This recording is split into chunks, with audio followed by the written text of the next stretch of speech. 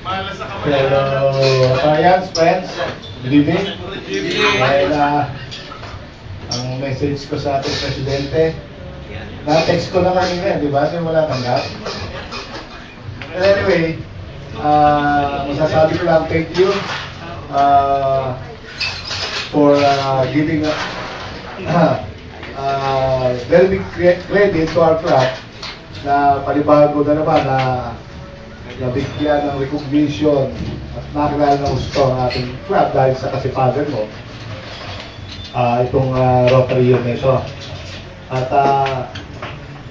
I hope that you will continue to support our club even though na IDP ka na. It's been our club tradition na kahit na past president na nandito pa rin sa club natin, sumusuporta pa rin. Kaya yung club natin, it's getting stronger and stronger.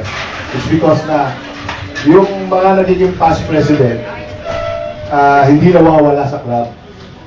Nandun yung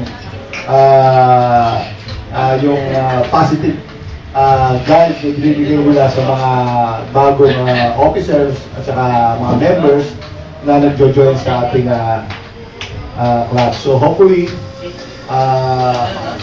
after your term, andyan ka pa rin na susuportahan mo ang ating club, especially si incoming president o President Boots.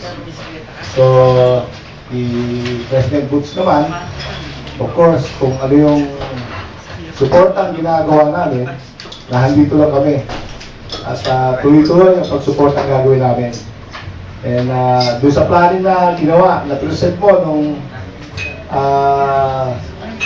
last Saturday, napakaganda ng programang ginawa mo for the whole year. At yung mga pinropose natin projects, doable naman yun. So I hope nahandyan yung mga members natin na tuloy-tuloy pa rin susuporta sa mga project na nakaprograma for this Rotary Year. Doon sa mga kaibigan natin na paminsan na members, na paminsan-minsan, nakakalimutan na meron tayong Tuesday meeting. Sana